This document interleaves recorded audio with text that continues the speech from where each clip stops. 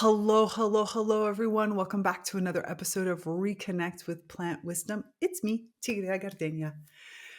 Today, I am a little bit scared and totally excited about sharing a personal and somewhat, let's call it synchronic story about how two unexpected house guests, well, now they live here permanently. So, how these friends arrived.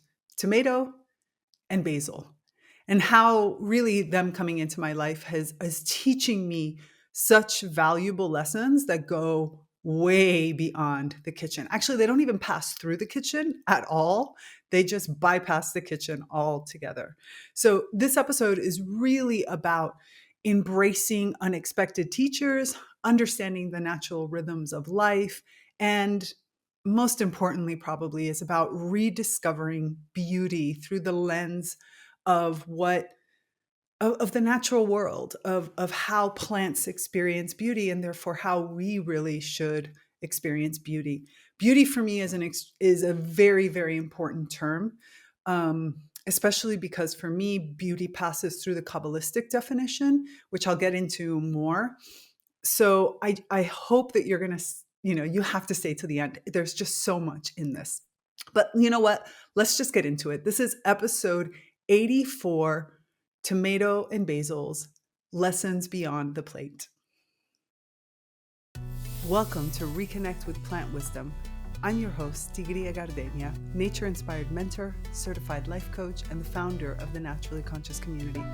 For over a decade, I've been known as a world ambassador for plant advocacy, working closely with plants to share their practical wisdom to help you consciously embody the elements of life that nourish your evolution. In this podcast, I delve into ancient and modern knowledge from biology to spirituality about the wondrous ways of plants. Together, we'll explore how ecosystem thinking helps you overcome limiting beliefs, understand the true nature of relationships, and live an authentic, impactful life. So this episode is going to take you on a bit of a journey because really this is how it happened to me. It was something that I can only share with you through the journey of unfolding that ended up from the beginning, where I'll get to in a minute, to where we are today. And it continues to unfold from unexpected arrivals I received and am still receiving profound lessons about the seasonal nature of life. um, how do I explain this? Well, like I said before, it's about redefining beauty and understanding these cycles. Now, we've talked about the seasonal nature of life so many times already, and we're going to keep talking about it because every time I think I kind of get it, something new shows up for me. And this is really what this episode is. Think of it as continuing education or continuing life lessons. By the end of this episode, I would love for you to think, and more importantly, for you to give yourself permission to think about plants that feed you in a totally different way. And I never expected that these plants would become the profound teachers that they have, but here we are. So before we get into the details, though, I want to share with you one of our eco-conscious business partners. If you're on a journey of spiritual growth and personal transformation like I am, then you're going to love what I'm about to share. I want to introduce you to Gaia, a one-of-a-kind streaming platform dedicated to expanding consciousness and exploring the mysteries of our universe. Gaia offers thousands of enlightening videos, from thought-provoking documentaries and deep dive interviews to yoga and meditation classes that nurture your mind, body, and soul. Imagine diving into ancient wisdom with the Dalai Lama, exploring the depth of consciousness with Ram Dass, or healing with the insights of Matthias De Stefano or Joe Dispenza, all from the comfort of your home. Plus, you even find me on Gaia. Yep, that's it. I'm one of Gaia's featured experts. Whether you're seeking to connect with your inner self, understand alternative healing methods, or simply curious about the nature of reality, Gaia has you covered. With Gaia, you'll find community of like-minded individuals who are all seeking to grow, evolve, and make a positive impact on the world. It's more than just a streaming service. It's a gateway to more conscious and connected life. Ready to elevate your journey? Click on the link in the show notes to start your free trial today.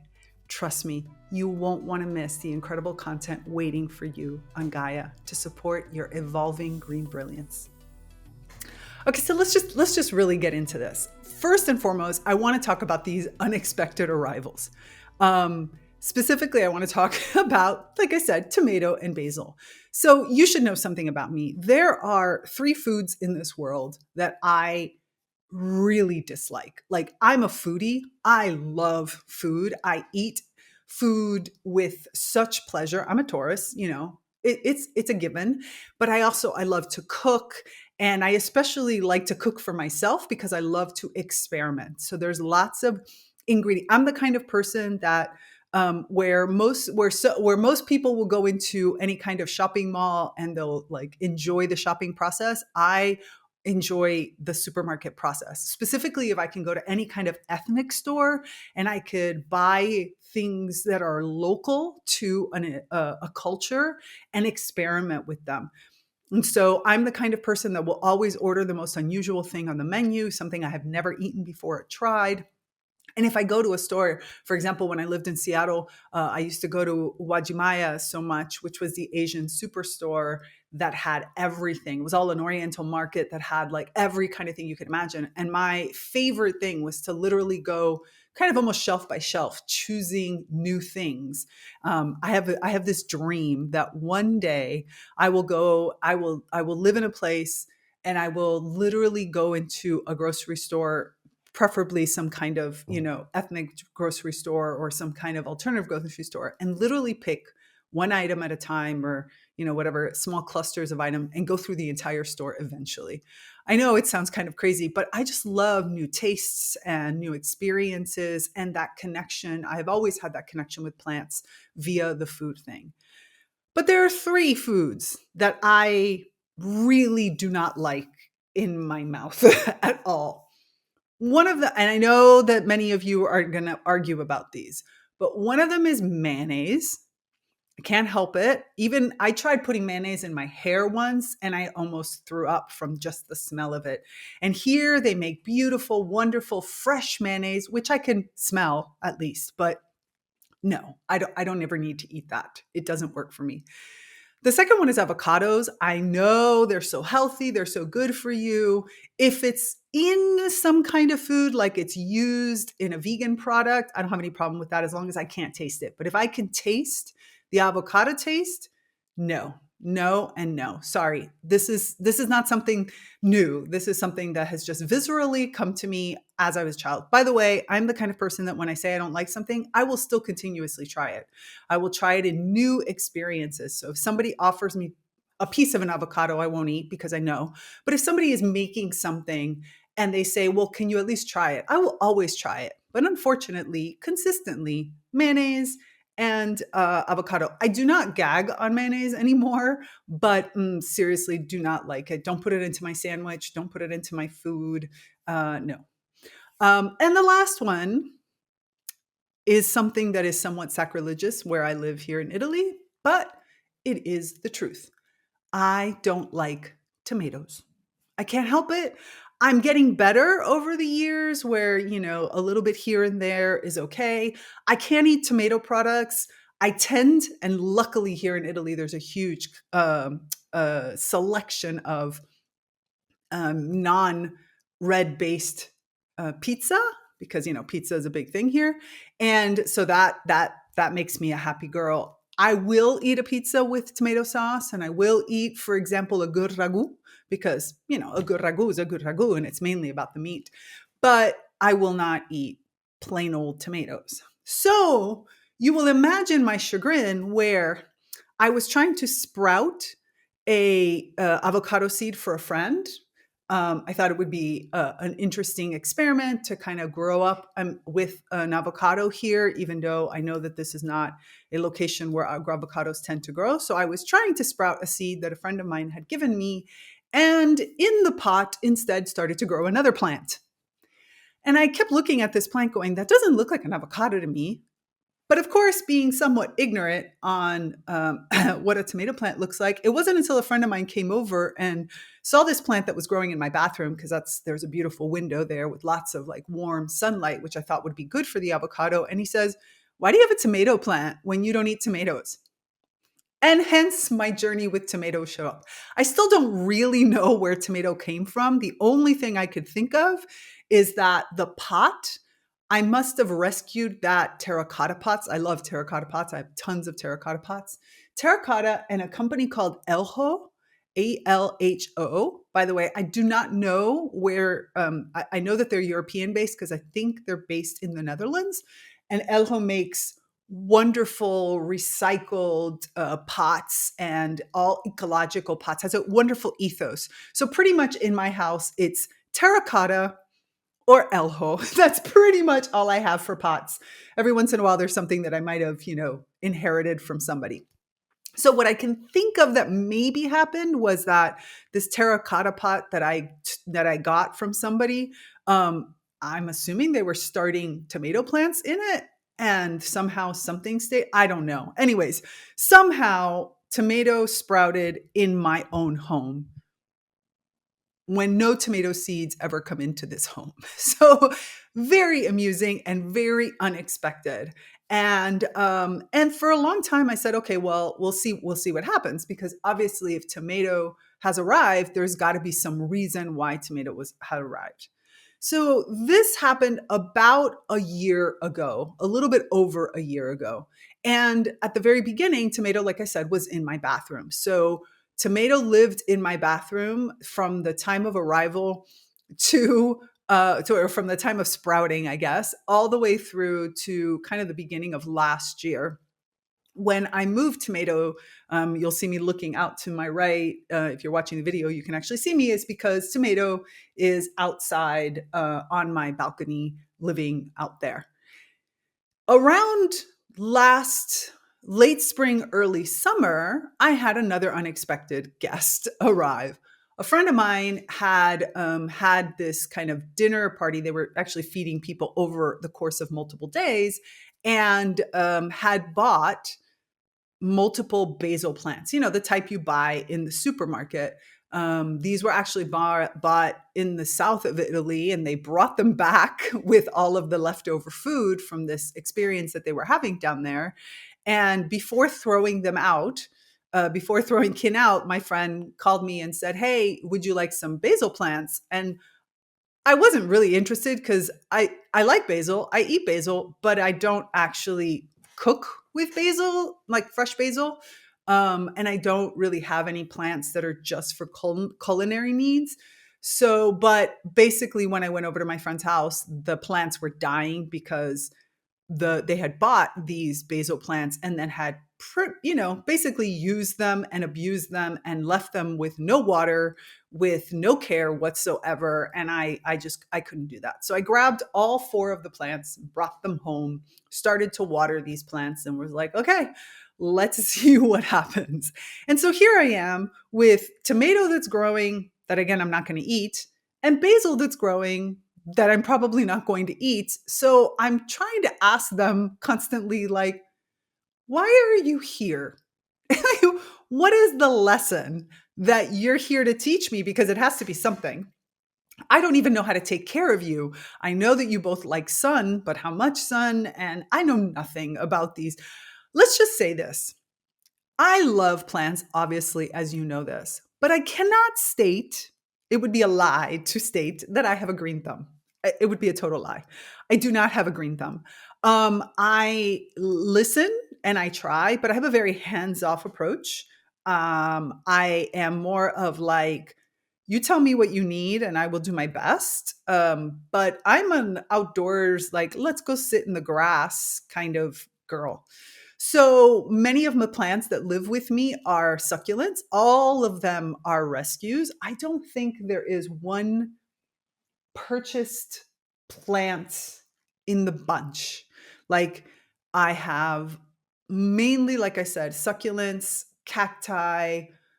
I think actually that's not true. Diplandenia is the only purchased, and that was only because I was at IKEA and this plant was about to die. I'm looking up because Diplandenia is a climbing tree, and I've created like an entire indoor fun park trellisy type thing, and we have a deal on how you use it. But was like, let's pay $1 or €1 because we're dying and IKEA is going to kill you.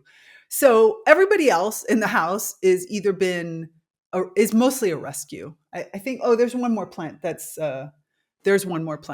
was purchased. Everybody else is a rescue. And literally, when I say rescues, I mean like one was in a balcony of an apartment that was empty, and the person had just left. Three of them were gifted from a plant that we work with on magical operations here. Two of them came from a friend of mine was staging a home and had bought plants. And then, of course, when they didn't need them anymore, they were just going to throw the plants out. And I was like, that ain't happening on my watch. Some are cuttings that I didn't ask for, but that a person did. And they were like, well, if you don't take them, I'm going to throw away. I'm like, no, I'll grab. It's all plants like that, rescues of some sort that is happening. So when plants enter into my home space, there's a lot of where do you want to live? How do you want to live? What can I do? I am here to support you as much as possible. And I have very difficult notions of what is consisting. I don't have any kind of expectation on what a plant should look like. I don't really always understand. Like, I don't go and I read about that plant in detail, because I find that humans oftentimes have created the information that you put about plants, like for gardening, is based on an artificial means of beauty and artificial constraints that humans put. So I might read some basic things like, are you an annual or a perennial? But even that, as we will get into more deeply, is not always true. And so I try very hard to listen to the plant. Like, should I put you near a window? I don't do the whole shifting in and out. If you live outdoors, it's because I believe you can live outdoors all year round. If not, you're going to live indoors. And that's based on the fact that I just don't think of plants as having legs and moving around. Therefore, I feel like you should have your place, and that place should be yours. And I'm sure I've moved a few plants based on what I hear. Like, there's some plants that I have accidentally killed. I'm very honest about it. And I struggle a lot with all these different pieces. So when tomato and basil came into my life, I didn't know what to do. And so I listened, and I have been on this path and this journey of listening. Now, I've always thought of tomato as an annual plant. This is how I've seen key grow since I moved to Italy, where I was a part of greenhouses and stuff in the different nucleos that I've lived in here in Domenher. And also, if you're a lover of tomatoes, you know that those growing here in Italy are especially tasty. At least that's what everybody tells me. Everybody tells me that tomato is like that Italy is the best region in the world. So much so that during the summertime here, when I was living in a nucleo, the last nucleo that I was living in specifically, I pretty much starved because every meal had tons of tomatoes in them. So as you can imagine, the idea of them cooking something that didn't have tomatoes, that was not part of the Italian canon. Like, they just couldn't get to it. But it actually turns out that tomato plant is usually grown in the tropics as a perennial plant. It's a perennial that's usually grown outdoors in temperate climates as an annual. Like, basically, we treat this tropical perennial plant as an annual plant. In other words, a plant that lives one cycle and dies off by human choice, because we as humans have chosen that we want to use this greenhouse space in a different way, or we want to use that land in a different way. So we kill at the end of a season all of the tomato plants in order to plant them again. That's you can't even imagine, like, understanding and learning that, which I did not learn until I went away for 3 months. No, not 3 months, excuse me, 3 weeks last winter. And I totally expected, because by this point, tomato was kind of hardy enough that had moved outdoors. And I left tomato plant, and I totally expected to come home to a dead tomato plant. And lo and behold, Key was actually growing strong. Like, growing in space. By this point, I had given Key a pretty nice sized pot. I had given some really wonderful soil. I mean, I was trying my best to create the right environment and put Key in the most perfect space for growth.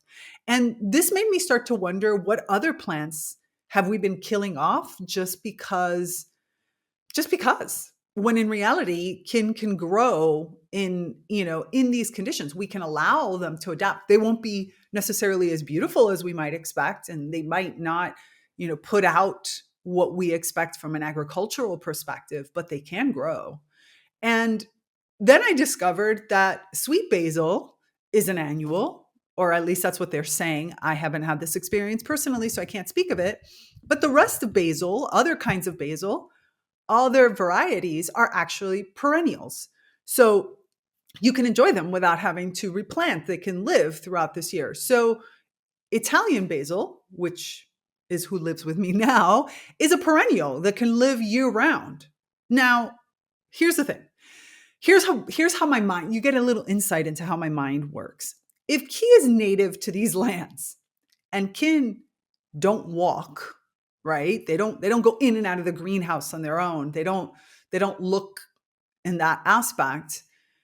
Do I have to bring basil in for the winter, or with a little support and some help and can basil readapt to the current conditions of where we're living today? This is presently what we're working on. So there we have living outside 4/5, depending on what you consider an individual plant. 3 different pots. Looks from here like 5 different plants, but it could be that some of them are the same. Anyway, we're experimenting right now with what it means to become a perennial again, to really live. In other words, both of these plants have lost their own natural cycles due to human conditioning. And much like I have lost a lot of my own, cycles and understanding of my natural rhythms due to cultural and societal conditioning. So it feels like what we've been working on is that, how is it that we can help each other to reconnect to our natural rhythms? What does that look like? What does it mean? How does it change who I am? What is this even the right thing to do? Or should I keep the direction that had been given because that conditioning maybe triggered an evolutive growth? Like, I don't know that yet. I can't just say outright that, basil as an annual is better than basil as a perennial. I don't know. What I can say is that with both basil as well as tomato, I'm really learning what it means, a new level, I guess, of what it means to connect into natural rhythms that are deep and profound and that affect life and death, physical life and death in one case, but also life and death of fruit, life and death of leaves, life and death of flowering, life and death of many different aspects, which then translates to my own aspects of life and death and the different cycles of life that I live on. Right now, when you go out and you look out there, you have plants that are, not something I would put in a store to sell, but tomato gave off tomatoes all season. Small tomatoes, not very big ones, but I think that that's kind of the type of tomato plant that Key is.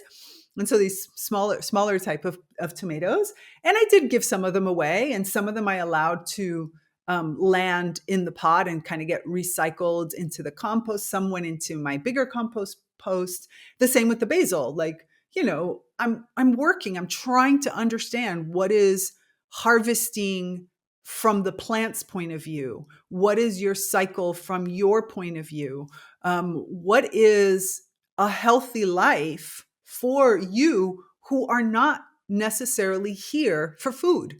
Because again, I don't really eat you. Sure, I have taken some of the basil and I've eaten the basil, but the tomato is not here to be grown as a crop.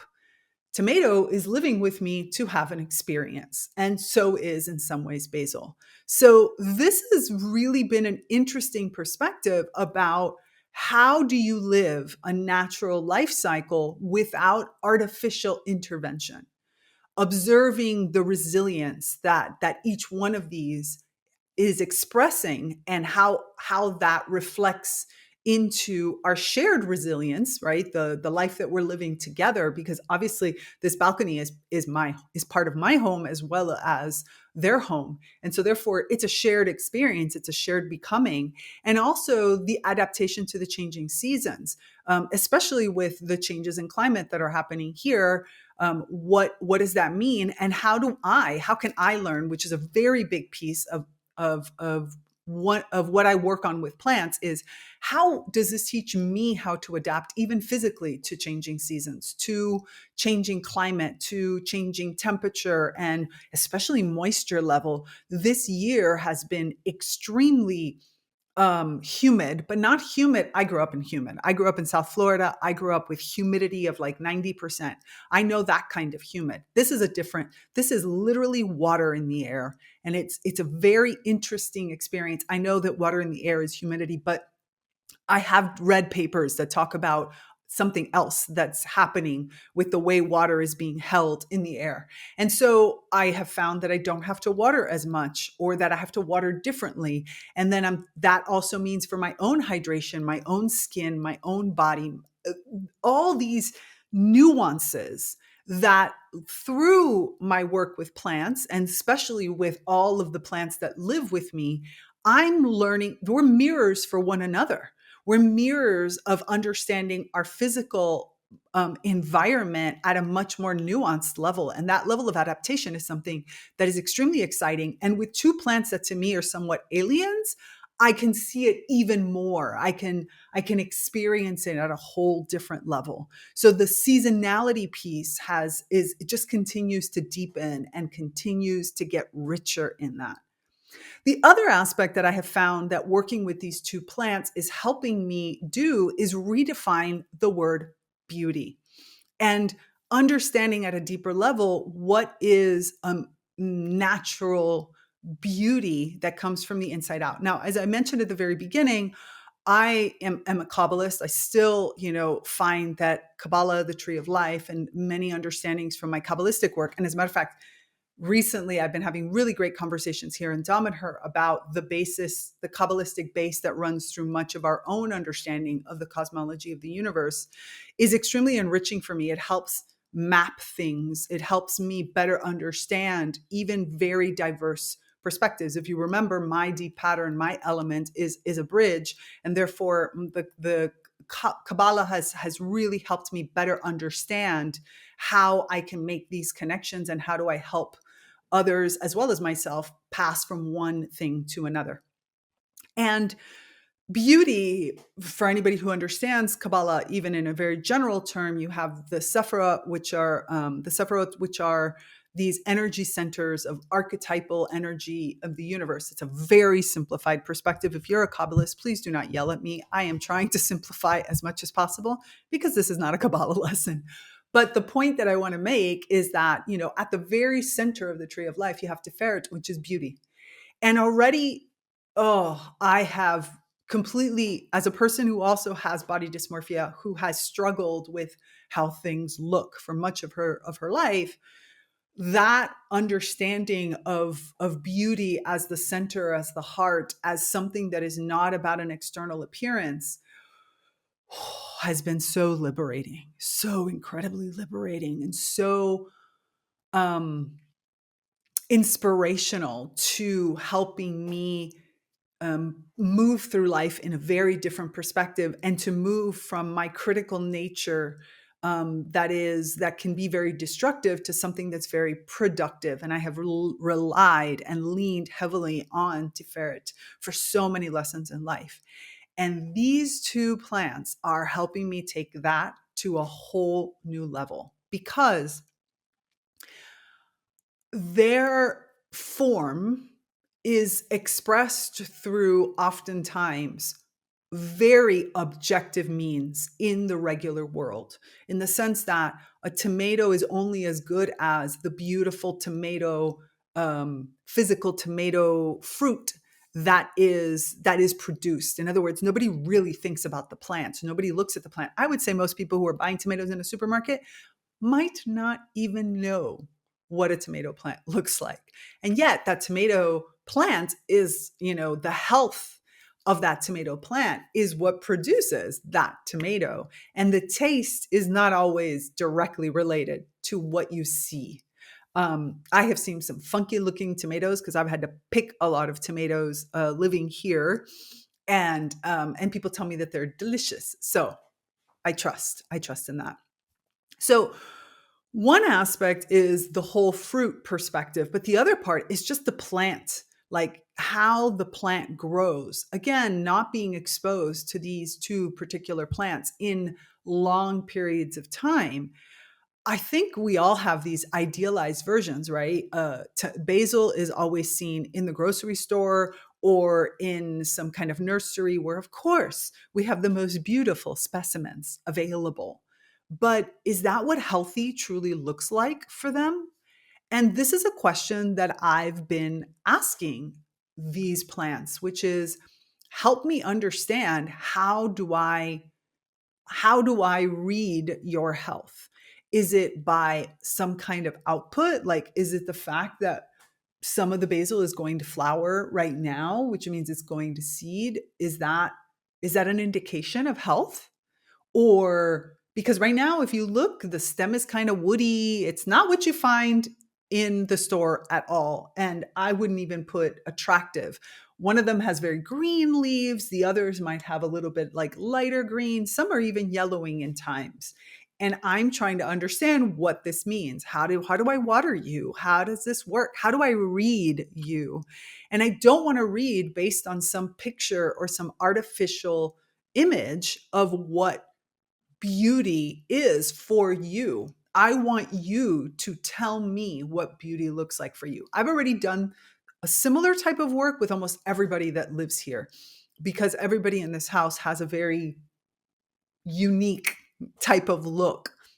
That is because, like I said, I'm very hands off. I mean, I water because you can't get water any other way. Although, again, like I said, the amount of water in the air means that the other day I watered a Diplandenia for the first time in a while, and Key was like, "No, I have plenty. Stop." I was like, "Okay."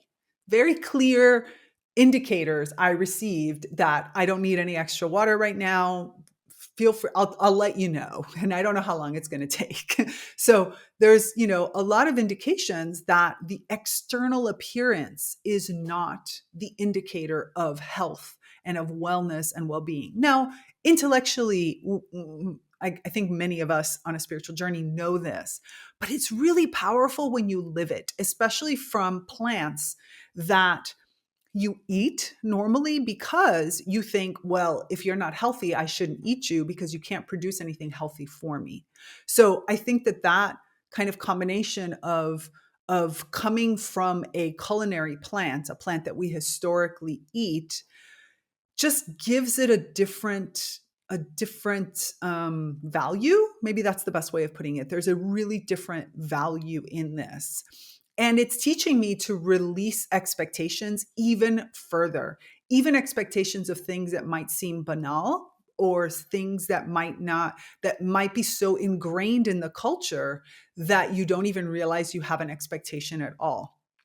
And also to appreciate that come the unique forms that these particular plants take in different seasons. I'm getting ready to travel. I'm going to be gone for actually beyond a month.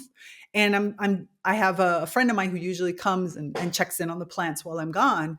And I have, super clear indications for everybody of, who does and who doesn't get water while I'm away, because the house gets colder. It's just different the way the watering goes. And historically, my friend, with all her beautiful, wonderful intentions, has overwatered many of my plant friends because, again, we have a different sort of symbiotic relationship on the watering thing.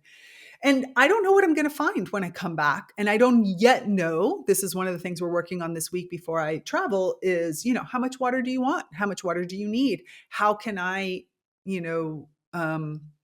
be of assistance to you? And also, it's okay if you decide to pass. In other words, I also have to release the expectation that this plant wants to be a perennial. Like, I don't know. And I don't even know where we're going. So I was out there yesterday, and I was with Tomato having an experience, spending some time with Tomato, and I just intuitively kind of got a message that said, hey, I just need you to cut me back a little bit. And I don't normally cut back my plants. That's just not a thing I do from a beauty perspective, unless again I get a clear indication that it helps the plant. And the only reason I got the indication for this plant is because of the way that they're growing. It was like, no, I just need a little extra space. Just cut these pieces here. And in doing that, as I spent more time, I realized, wow, anybody else would probably think you look ugly. But to me, this plant is a symbol of so much authenticity, so much naturalness, and the adaptation that's happening in this one body to connect into this location that is probably much cooler than they have ever lived in, or that any of their relatives have ever lived in, that gets sun up until a certain point of the day, and just so many different changes, and yet there's an authenticity in the expression, the size of the fruit, the direction that everything is growing. I don't have, leaves. Even though this is a vine, I did put a pole in case, Key wanted to grow. And one area of Key is kind of growing up the pole. There's a banister nearby, and I've told Key, if you want, grab onto that, grow in whatever direction, and let me know if you need me to hold you up. It's an unfolding. And the beauty of that resistance, the magic that I feel, that deep sense of non-expectations and unconditional love that I feel for this plant is right in the heart of Tiferet. And it's just, to me, been this realization that unconditional love comes also from unconditional acceptance. And yeah. So I don't know if that made sense. Hopefully it did.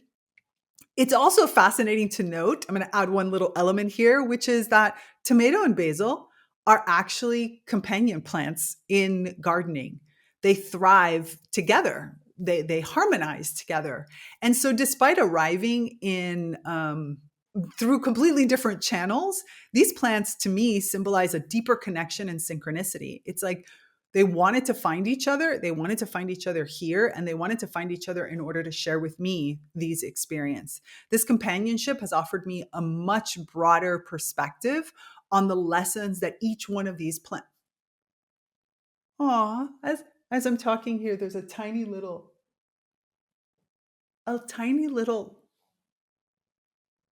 I'm not sure if it's a swallow or a sparrow. Like I can't see him, but just landed out there, never really lands out there. And it's just wandering around, kind of hanging out with these plants, which I think is a confirmation of what I'm talking about. This type of companionship really offers me and continues to offer me a broader perspectives of the lessons that each one of these plants, every single one of these plants, is teaching me individually, and really showing me how much faster we learn together, how much more we can support one another. Because I don't know, maybe tomato couldn't have survived if basil hadn't come into the household, and I would have never gone out to buy basil, would have never come into my mind. But yet here they are, these companion plants. And by observing their natural life cycles, I've really learned about the importance of embracing the seasons, of embracing my own body's constantly changing and adapting relationship with the seasons. Tomato and basil have really shown me that true growth often involves letting go and understanding that each phase of life has its purpose. And as I allow kin to experience their natural rhythms, trying to support and hold space for them while at the same time not setting any kind of expectations on it, and really feeling giving them the ability to be whomever it is that they become or they continue to become, I discovered a harmony that really transcends mere survival, even for myself. It goes much beyond that. It goes into a whole new dimension of relationship, which is something, as you know, that I'm constantly striving for. I really want to understand all of these missing archetypes connected to relationships that the plants hold, and companionship, this mutual unfolding and adapting, is definitely one piece of that. Additionally, their presence challenges all of my preconceived notions of beauty. In their ever changing forms, tomato and basil teach me to see beyond the surface, see beyond just the appearances, and appreciate the inherent beauty of each stage of life, each stage of existence, their existence as well as my own existence, to enjoy every yellowing leaf and every leaf also that falls, to enjoy my own wrinkles as they start to appear, or the white hairs that are appearing, which I love because if done correctly, it means the purple just stands out more. So it makes me happy. And even my own coloring doesn't come from a desire to hide anything. It comes from an exaltation of who I am, just like those small little red tomatoes are an exaltation, a product of everything that tomato has to give in that as a plant and in that experience. The beauty comes from the relationship with time and the environment, not from some external standard that humans have set for what these plants are supposed to look like. And this lesson really expands out into my own life, urging me to release any kind of expectations and to find absolute beauty in authenticity. And authenticity for myself, my expression, regardless of whatever anybody else, whatever I may think anybody else might think about it, but also in the beauty of expression when I see authenticity displayed in front of me, the importance of holding space for that authenticity, regardless of whether or not I like what is being expressed, but more of the appreciation and the beauty of expression. Reflecting on the unexpected arrival of tomato and basil, I've come to understand a profound impact that kin have on my life. And I didn't expect it. I never would have expected that when that small little tomato seed started to grow in my bathroom. I never would have expected how much and I that this plant has changed who I am. I'm getting emotional as I'm saying this, especially because he is one of the plants that I look at and spend time with every single day. Every day I go out to the terrace and I spend some amount of time with kin. Often I sit nearby in the evening, maybe with a small fire now that it's getting cooler and a cup of tea, and just taking in whatever kin have to give, what tomato has, what basil have. And in this moment, I often call in Gary the silver fir, who's growing really tall right in front of us in the meadow, and the many geraniums that are also living out on that balcony because, well, they also had to get rescued from sure death. Unfortunately, my municipality keeps thinking that it's a good idea. They think it's a good deed. It's something nice that they do to gift plants, specifically geraniums, every single year to all the residents. But because kin are also perennials that are treated as annuals in many of the areas around here, people either discard kin altogether. In other words, they don't even collect from their front door where the plants are placed, or from the municipality. And then they don't pick them up at all, or they pick them up and then just throw them out. They just don't water or anything like that. Or because they're not interested in the plant, they just rip out the plant at the end of the season because they think that the plant is actually an annual. So as you can imagine, every year the number of geraniums living in my house continues to grow. I think right now we're up to about 10. Consolidated into multiple pots that are living together, but there's about 10 of them out there.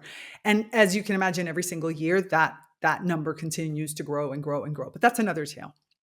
Basically, all these plants, I don't know, all these plants are really mentors and companions. They remind me to stay open to new lessons and to appreciate the natural cycles of life, also for life lessons. Like, life lessons have their cycle. Had tomato not lived out this full year with me, had basil not had these, whatever it's been, 6 months to be here, I wouldn't be able to see this because, as we know, change takes time, right? And relationships take time to develop, and plants take time to grow, and I take time to change. I take time to grow. So had I not given myself the ability to stay open and believe, and people in the naturally conscious community have heard me talk about the fact that at the beginning, I was like, why is tomato here? And I tried to force I didn't even mention that. I just remembered. I tried to force a companionship on tomato that didn't work. I just remembered this. Wow, I'm going to have to take that into consideration in my reflections. At the very beginning, I thought I was supposed to combine tomato with rose due to a series of things that happened. And I tried to bring rose into my home through a friend who shared with me rose that she had, and we talked with rose plant, and it didn't work. And now, as I'm reflecting on this episode, I am realizing that of course it didn't work because rose was not the right companion for tomato. Basil was the right companion for tomato. Wow.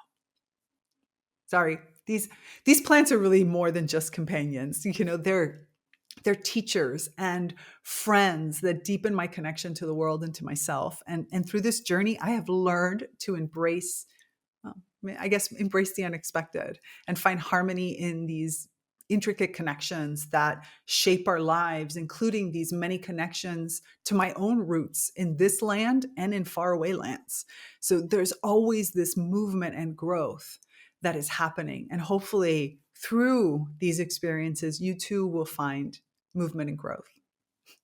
So what did you think about this episode? Are the plants that have unexpectedly entered your life brought you something different? Why do you think can have come? And what do they want to share with you? Are you open to listening to them? I want to hear about all your stories. I want to hear all of them. So leave me a comment. And if you want to be in a place where you can talk and explore and share so many of these types of experiences and relationships, I hope you will join the Naturally Conscious community, the only ecosystem created exclusively to nurture these types of human-plant relationships. And remember, like, comment, subscribe. There is someone out there like you that is wishing they could find someone else or some people, some group else to talk with about their own plant relationships. And every time you share this episode, you help this podcast find them and hopefully them find us. So that's it for this episode. Remember to resist the urge to hold back your emerging green brilliance. If you need support to do it, I'm here for you. Bye. Thanks for tuning in to this episode of ReConnect with Plant Wisdom. To continue these conversations, join us in the Naturally Conscious community, your premier online ecosystem for plant reawakening and accelerated evolution and co-creation with other kin. Here, you'll find expansive discussions, interactive courses, live events, and supportive group programs like the Plant Wisdom Book Club and the Sprouts Writing and Creativity Group. Connect with like-minded individuals collaborating with plants to integrate these insights into life. Intro and outro music by Steve Shuley and Poinsettia from The Singing Life of Plants. That's it for me, Tigrilla Gardenia, and my plant collaborators. Until next time, remember, resist the urge to hold back your emerging green brilliance. I'm out. Bye.